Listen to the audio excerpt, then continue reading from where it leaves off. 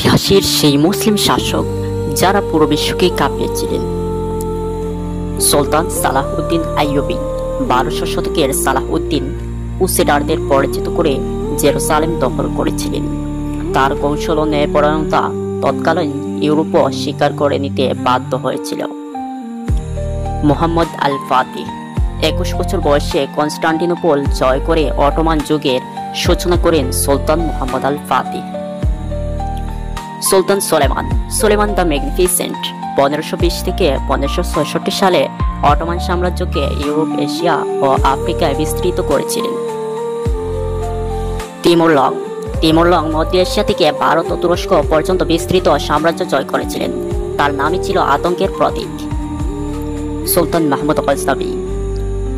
মাহমুদ গজনবী 17টি অভিযান চালিয়ে ভারতবর্ষে তার সামরিক শক্তি প্রমাণ করেছিলেন। এই ছিল ইতিহাসের 5 জন শক্তিশালী মুসলিম শাসক। ইতিহাস থেকে শিক্ষা নাও, সাহসিকতা ও নেতৃত্বের গল্প।